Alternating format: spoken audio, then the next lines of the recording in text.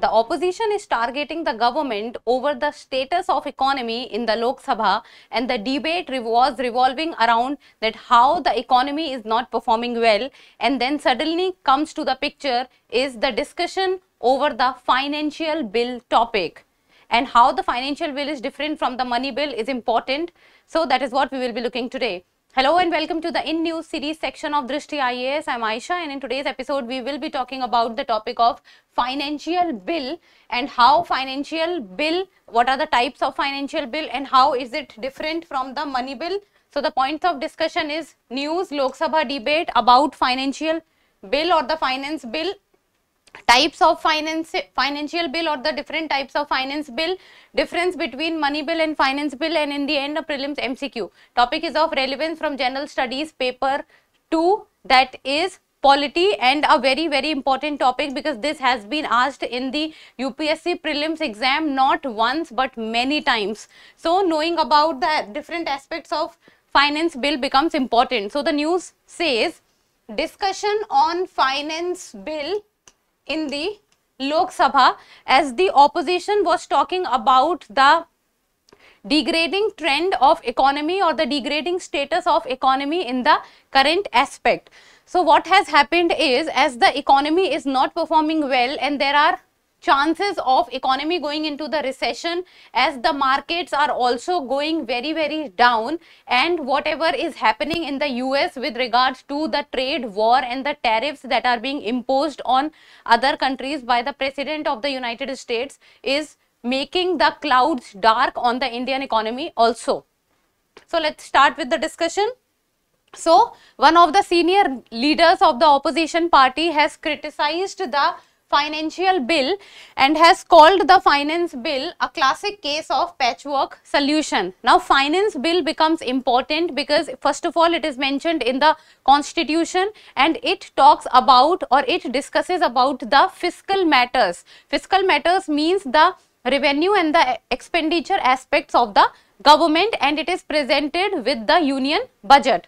Then the Indian economy was facing serious structural challenges, and the changes, this has also been talked about, or this point has also been raised by the opposition, that as of now the Indian economy is not performing well and the GDP growth rate is not moving into the double digits, but as of now it is becoming difficult to sustain the economy on the path which it has been going on since the last 1 to 2 years. But each quarter it is being seen that the economy is not performing well, and as of now achieving the GDP growth rate of around 6 to 6.5% in itself is becoming challenging. Then the issues raised by the southern states is also a problem, and this problem was also raised by the opposition parties, that as of now the southern states with regards to Kerala, Tamil Nadu, Karnataka, Telangana, these states are also in opposition to the center because of the amount that they receive or because of the percentage of amount that they receive with regards to the finance commission, while on the other hand the amount that they are paying to the center with regards to the GST and the direct taxes is very high, and on the return what they are receiving is not proportion to what they are giving. So there has always been a conflict with regard to the southern states and the finance commission devolution. So this point was also raised by the opposition parties, and that is why the point of the finance bill came to the news. So about the Lok Sabha debate which went on, and it talked about the looming state of the Indian economy and what are the reasons and why the economy is not doing well, and how the present government is not working towards making the economy better. So this was a debate which took place in the Lok Sabha. So let us first of all, let me just tell you in very brief that what were the points which was raised with regard to the debate. So let me once again tell you that this is with regard to the debate which went on the Lok Sabha. So growth target were being scaled down because as of now the economy all over the world are not doing well, and the trade war which has been started by since the time the Donald Trump has taken over the presidency of the United States, and the tariffs and the duties that has been raised by the United Kingdoms, and then the reciprocal tariffs that has been raised by the other countries. So as of now you can say that this is a trade war which is going on all over the world. Then double digit growth seemed untenable because as of now maintaining the growth of 6.5 to 7% in itself is becoming challenging. So thinking about the economy going into the double digit in itself is very problematic as of now. Then population engaged in agriculture is higher than ever. If we talk about the maximum number of people in percentage who are employed, then the sector is agriculture. More than 45% of Indian population is involved in agriculture. But the problem is that the population percentage which are engaged in agriculture is very high, but the contribution of agriculture with regards to the GDP of India is not that high. While on the other hand, the manufacturing sector whose contribution to India's GDP is very high, but the percentage of population that is being engaged in the manufacturing sector is not coming up. On the other hand, it is going down. So that is a opposing scenario. Then manufacturing has shrunk to around 15% of GDP. It should be above 20% or around 25%. Then exports were stagnating and production was not going up. And this a lot has to do with regards to the tariffs that has been raised by other countries.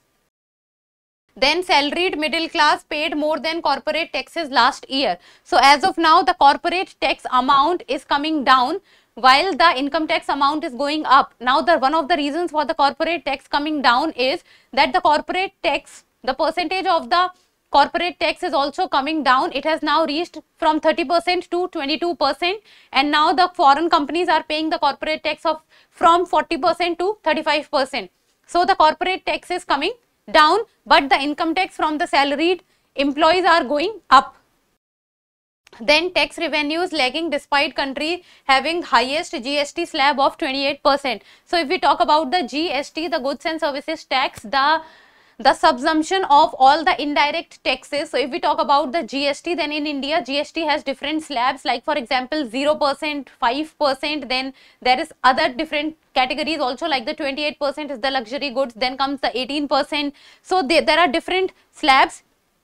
Then around 35,000 wealthy Indians have left the country complaining of tax terrorism. And now this is one of the most important points that is being raised in the Lok Sabha and all over again and again, that the wealthy individuals are moving out of the country and are going outside India and is residing in other countries. Like for example, one of the favorite destinations you can say is the Singapore, is the Dubai.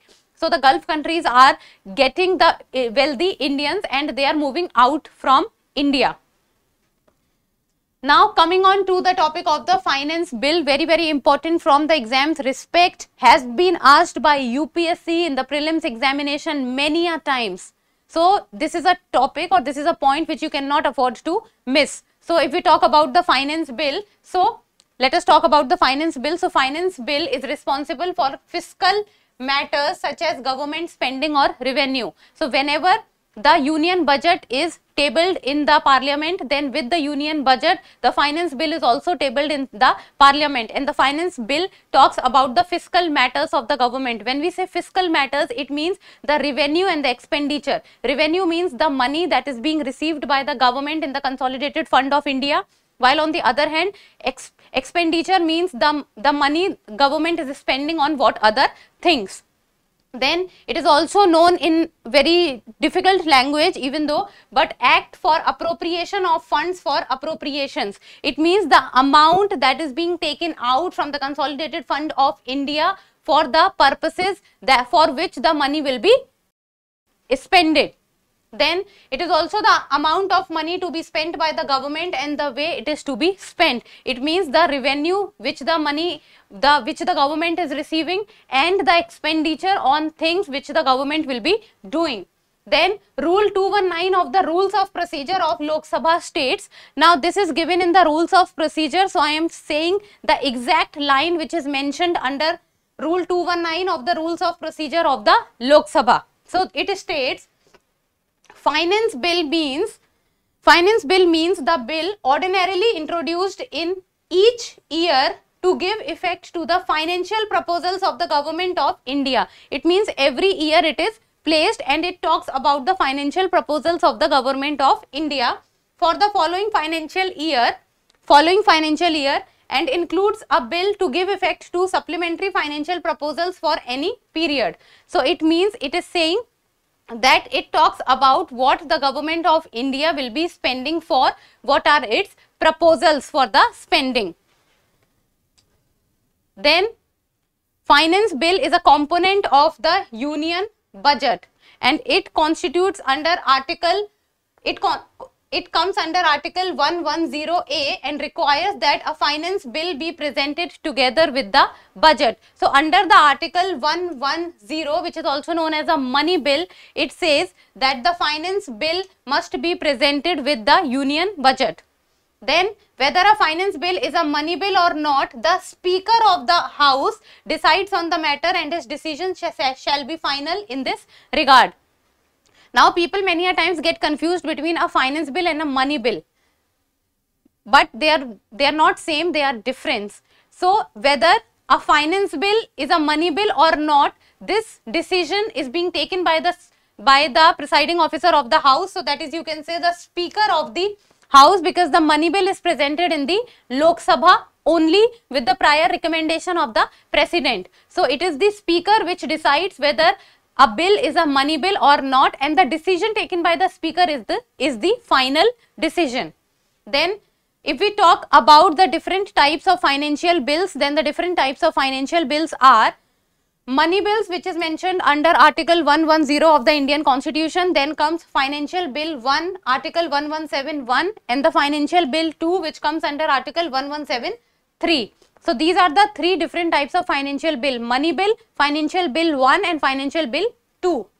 Then presentation of the annual budget, as we say that with the annual budget the finance bill is presented. Now let us talk about the different types of financial bills. So we have discussed about the financial bill.